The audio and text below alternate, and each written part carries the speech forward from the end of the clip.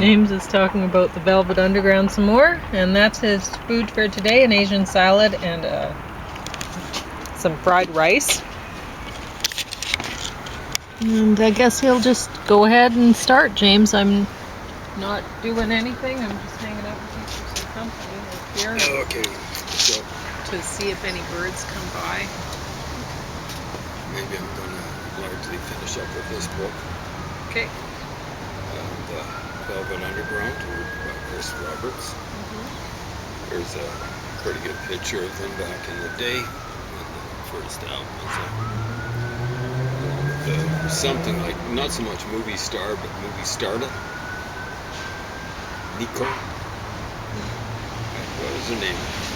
Krista Alvin or something like that. Real name? Nico.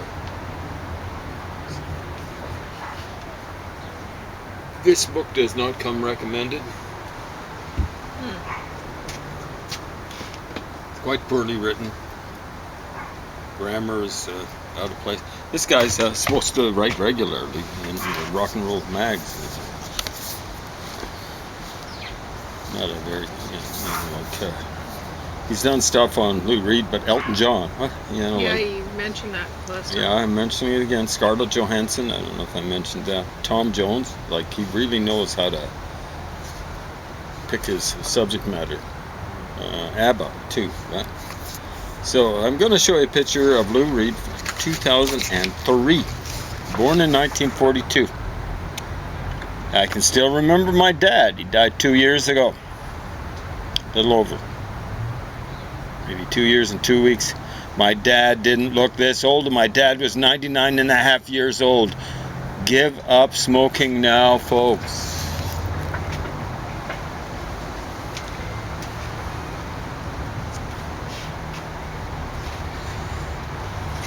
Heavy smoker. A bad attitude, really. Everyone has anything to say about his personality, and they say it bad temper, hard to work with. Really? Oh yeah. They were kind of prickly group, like this author says, he ran into Nico one time, well after the Velvet Underground. He happened to be talking to someone. He was sitting on her coat. How does she respond? Move! You are on my coat. Well, I don't know. What's wrong with that? Well, no. Could you please move? You kind of on me, see? Yeah. That was her way. You know what I'm saying? Her way of the highway. Very, what we think of as Teutonic, as opposed to. Well, who sits on a person's coat? I mean, honestly, well, it would be a sat party. On my coat, they were I'd probably be like, a little bit sloshed or something like that. I wouldn't be happy, but I would say, yeah, I need my coat now. Would you please move? I put a please in there. Okay? She was just rude, stupid. She thought she should be the. You've heard some of her stuff. The lead singer sing all the songs. Yeah, she's very bad. Yeah. But So, she was beautiful. Well, in a certain kind of grotesque way, really. Big jaw and stuff like that. Lips over big, and so on and so forth. So this is a duplicate of the Andy Warhol designed first album. So. And it shouldn't be that way, but you know how looks certainly has plays a big role in music, especially since. Yeah, it doesn't really influence me. In many ways, I prefer the drummer. She wasn't really playing or anything like that, but she was kind of like what some people would call butchy in her look, but she had 5 kids eventually. So. Oh, really? Yeah. A lot of people think of her highly as a drummer and didn't have any skills. But anyway, this collection, put out in 1995, I would have got it about 20 years ago, almost exactly. It's called Peel Slowly and See, because that's what it says here on the instruction. Peel slowly and see. So that was on the original thing. I'm not going to peel it off, but when you peel it off, it's pink. So, maybe a little bit of suggestive. Andy Warhol was capable of doing that sort of stuff. Apparently someone sued them about this is on the back. It's on the back of their first album. Someone sued them. They had to blank out someone's picture on their back back, but I don't know where that person is. Yeah. Anyway, this is the sum total of all the Velvet's studio albums, leaving out their live albums. So they put out somewhere along the line up till '74, maybe a double album of live stuff, and maybe a single album too. I got hold of those. The person writing that book, Chris Roberts, was saying, "Whoa, what are those? It's smoking." Oh man. It's smoldering. You know, some things stink when they're smoldering. Anyway, bad. They were bad live. Terrible. So one of the most informative things, if you kind of like the Velvets, and I kind of like the Velvets, I kind of like Lou Reed. He's vastly overrated by this Chris Roberts guy. Vastly overrated by the guy who wrote the much better known, at least back in the day, written by a guy called David Fricke. Probably should be Fricke, it sounds like German, but anyway, Fricke seems to think quite highly of them. This has got some pretty interesting pictures in here, stuff like that. Really not that good looking, aside from Pafkin or whatever, Pafkin, Nico. I love this album. It's so square. There's Lou Reed looking like a Mormon missionary trying to sell you some harpers. Bizarre. This is where they got rid of the guy who was into the noise, John Cale, and they did some soft stuff, you know, like Linger On Your Pale Blue Eyes, and they actually did one called Jesus, Help Me Find a Better Place or something like that. It's like folk music, really. There's some weird stuff on that album, I am telling you. And Lou Reed is looking like he's selling Jesus. They should have put a big Bible there or something, big Bible picture book in his hands instead of Harper's Bazaar. But yeah, so there's some pretty good pictures. There's some text in here that's a little over the top. Not like Chris Roberts. Chris Roberts is going. I'm almost finished going through that book. No, not the first time. Second time, the one that I finished reading. But you know, like the way he's wrapping it up is, Lou Reed had all these major influences on punk, and I don't think the punks even knew he existed, and much less cared. And like you hear about Joey Ramone, it's the Kinks, you know, it's the early Who. It's not, oh man, I love those Velvets. Wake up, Chris Roberts. The punks weren't heavy metal. And no, Ozzy Osbourne. You think he even listened to those guys? Come on. No. Big influence on goth. Rob Zombie, who are some of the... He mentions Cure as being goth, and I don't think of them as being goth. They're way better than goth. Huh? Rob Zombie, Marilyn Manson, kind of a late manifestation. I don't think they know or care about... maybe Marilyn Manson, I don't know. He must have had something on the ball, but because for a while he was even married, didn't even go out just with... we had a cute little thing. Yeah, she was funny. She was actually had some looks. But Rose McGowan, I think's her name, right? I think you might be right.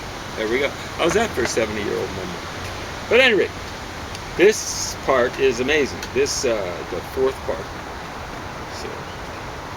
or the first part of a 5-part thing, because it has some of their early demos. I don't know how they were. Lou Reed had a bad temper back then. So what they'd be doing is trying to do something live instead of overdubbing. And so they'd start like a metronome, tick, tick, tick, or whatever. And they'd want to be staying in time. And then someone would blow it. Jesus, he said. He's just start over again. You know, tick, tick, tick. And something was wrong with it. Jesus, you know, like he's cussing and fussing. I'm going, I couldn't stand working with that guy. You know, if your group isn't good enough to play stuff all the way through, like a classical ensemble, overdub. It's that simple. Don't be blowing your stack, because Lou would be, I'm sure, blowing it too. I don't think I'm his greatest guitarist in the world, and we're not even going to talk about his vocal stylings and stuff like that.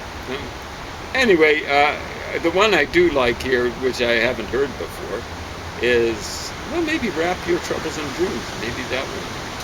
I don't know if that one I've heard before, but Prominent Men. It's done kind of in the Bob Dylan style. Prominent men tell prominent stories. Prominent men tell prominent lies. Prominent men kiss the you-know-what of the dame of good fortune. The prominent men will tear out your eye. And fewer words have rarely, or truer words, have rarely been intoned. We won't say sung or something like that. I've had a few dealings with prominent men since Lou Reed was doing that demo. It would be dated from 65 or 66, somewhere around there. So, you know, he had the occasional happy turn of phrase and stuff like that. That was an early one, and so on and so forth. Many of them have actually come since the Velvets. You know, like this guy's taste, the Chris Roberts guy's taste, aren't really that bad. I mean, he picks one of his favorite albums as, to read solo ones, as Coney Island Baby. And a lot of the Velvets fans cannot stand that album. Why? It's like doo-wop and soul and pop and all that sort of stuff. Where do you think Lou Reed got his start? He loved doo-wop. And then he wrote pop stuff. He wrote jingles. That's what he's actually good at, folks. He's not good at making scrannel type of music. Isn't that amazing word, scrannel? It's kind of old-fashioned. I think John Milton used it about a little less than 400 years ago. So scrannel is probably very old-fashioned. I like it. It just means sounds like scrap metal or something like that. But yeah, that's not Lou Reed. He could use it every so occasionally, like on that album, Coney Island Baby. He did a song, I quoted some lyrics, Kicks. You know, it's a nasty subject matter. It's a dramatic monologue for Lou Reed, who actually did take a few drama courses, actually, at university. I can see now where he gets this fascination with dramatic monologues, where he's playing another character and stuff like that. But Kicks, you know, like it kind of takes this, I get the feeling it's almost like a party atmosphere or something like that. So the usual thing is, they'll stone you when you want to be so good. They'll stone you when your head is full of wood, or whatever Bob Dylan did. That's one of his biggest hits. And in the background, there's, it sounds like almost like a mariachi band playing, and then there's people having a fake party. And that's been used, probably overused. But with Kicks, like Lou Reed has these people, like it's kind of, the song really isn't that loud. It's not like brutal rock and roll or anything like that. But every so often these words come in, you know, like don't know what they're saying. And it's constantly going on in the background. They say one of the things that can drive people madder, faster than anything, is listening to a conversation where you can't quite make out what's happening, or people talking where you can't make out what's happening. Every so often, they'll pump up the volume, come through loudly, and then back down. He's actually using that technique in a way that the Velvets, John Cale at least, wouldn't understand. The Beatles understood it. When you listen to, I'll tell you about it if you don't want to listen to it. Tomorrow Never Knows. It's full of stuff that backward tapes that sound like seagulls squawking. But how long is it? About 3 minutes or something like that. You're doing an experiment. Don't do it for 11 minutes. What happens if it fails? Most of the time, when, like Sister Ray on the second album of Velvet Underground, they do Sister Ray for almost all of the second side of that album, and apparently lasts something like 17 minutes. Huh? What's that about?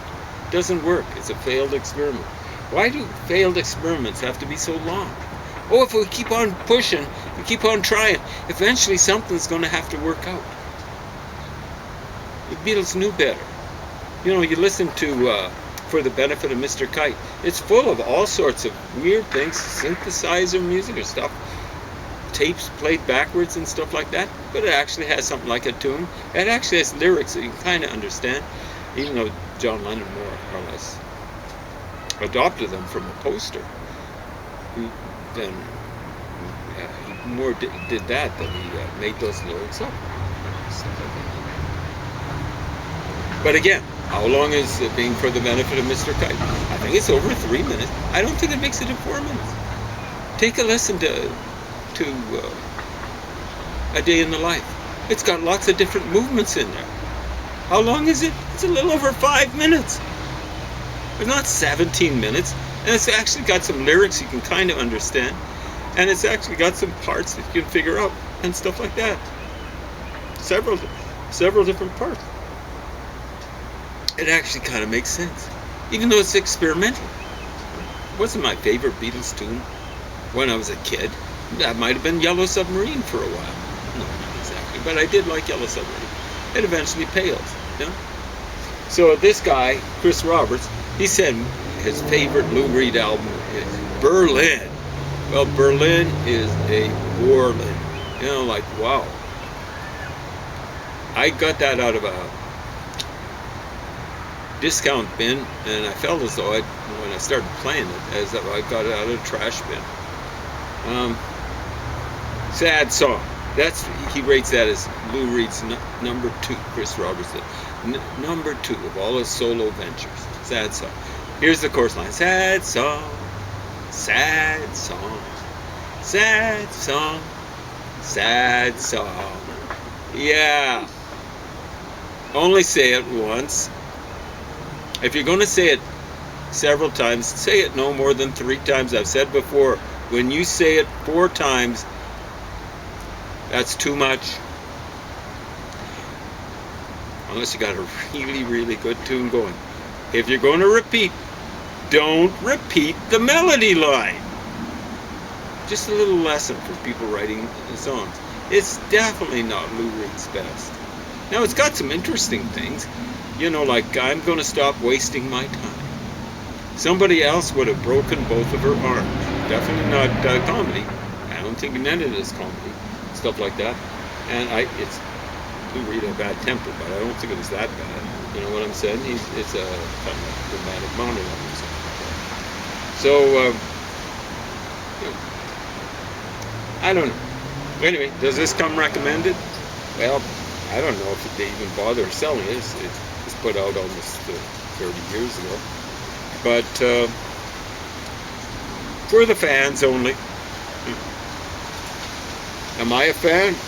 Not a diehard, that's for certain. I look at each thing and each part of it, and I look at the stuff objectively. And I realized that this guy was just... There was one reviewer in Rolling Stone or one magazine said, they're talking about a Lou Reed thing. I don't know, it might have been Rock and Roll Man. Not Rock and Roll Man. The one that where it was kind of his response to punk rock. And he said, man, I'm getting tired of Lou Reed. It's just full of lazy rhymes. And I'm going, yeah, I know what you're talking about. But I was tired of Lou Reed's lazy rhymes, even during Velvet Underground. You know, like, ultimately, when it comes to something like this, or anything, I'll say to myself, I said to my brother about Lou Reed, hey, my brother's written some poetry. He actually got something published in a magazine. I don't know if it exists anymore, but it was nationwide. It's called Canada Forum. And so my brother's written some poetry and got it published by a national magazine. You know? I've kind of written some poetry with maybe what other people might say distinction. And what I said to my brother over the phone was, admit it now, has Lou Reed ever written a line that you've actually said, my oh my, that's good, I never would have thought of that? And you know what? I couldn't come up with an answer. So there you go. You know, why would I adulate someone who's not as good as I am? All right, you done then? How much time? 10 minutes. Well, like some of the music, I don't know. Like Pauline makes up better tunes when she's making them up on the spur of the moment. Well, maybe that's how they did it too. I know, but what's the point? Like you recognize that most of those tunes aren't as good as the ones where you thought the stuff out. Now, one of the problems with Lou Reed is he didn't have much range. So if I wanted to record them or something, and certainly to try to interest people, I'd have to work. yeah, the thing is, you've got range where you can exploit the range and come up with a decent melody. It's very hard to write a decent melody. I like a lot of Dire Straits stuff, but Mark Knopfler didn't have the greatest range. And so when he's writing a long piece, and he wrote a couple of very impressive long pieces in the maybe early 80s, stuff like that, it's hard for him to maintain this audience's interest. Good lyrics and all that sort of stuff, but it kind of seems a bit samey. So what should have Lou Reed done? Like he shouldn't have frozen Nico out, because either you get someone who at least gives a little bit of, not a comic break, but a change of pace. If you can't sing well, at least get someone else who can't sing well, who has a different voice. He didn't seem to understand that. He eventually wanted to just work solo, and so he could actually really push people around. So it wasn't a team, it was him hiring basically flunkies or something like that. But what he really should have done is done what Pete Townshend did. It was a much better, when it comes to music, lyrically not as good as Lou Reed could be at his best, not even close. But what Pete Townshend did, he eventually settled for a solo career, and I disagree with that decision. But he had the lead singer, who had some power to his voice and a little bit of range, do most of the vocals. That lead singer was Roger Daltrey. And they didn't get along with each other. Apparently, it would come to fisticuffs, more often perhaps than not. But he put out some stuff where you listen to it and you go, wow, yeah, I'm listening to something that has a tune to it. And someone with a little bit of talent is singing the tune. But no, Lou Reed always wanted this, not always, but most of the time, unless his voice started getting shot, he wanted to do the lead vocals without, like even Paul Simon, who had a much better voice, and could actually sing in tune well enough so that he could sing nice harmonies with Art Garfunkel. He actually took voice lessons. You know what? Like in the 70s, after Simon and Garfunkel split up, he actually took voice lessons. Did Lou Reed do that? I don't know. Did he take guitar lessons to learn how to play guitar better? I don't know. I can't see him doing it. Like, we're not the way we are. I know. I started playing soccer when I was age 23. And within 3 years, I was playing Alberta Major Soccer League. And within 5 years, well, I won't get into that, but within 3 years, Alberta Major Soccer League, I have played against the Canadian Olympic team. Not the greatest team in the world, but hey, I started when I was age 23. I don't believe people are necessarily stuck at in whatever discipline, are stuck at a particular level. You might run into trouble. I couldn't swim for the life of me. I tried it. You know what I'm saying? Some things don't work out. But hey, I've improved in so many different things. I know that people can improve, at least in some things. Couldn't he improve? I don't know. I can't detect he improved his voice one iota. From 1965 on raccoons 66. did eat a little lettuce. I think they've been around. Because they're all trimmed right here. Well, like at my place, they got into a container, plastic container, closed shut, of croissants. Well, luckily enough, they didn't spill it. It looks as though they almost took it like down and put it on the ground and opened it and took one apiece. Well, they're amazing. They Yeah. have hands. I You know. know, like So they opened it up and all that sort of stuff. I left the two things they started for the next night, and then they came and took those away. Anyway, there we go. Have fun.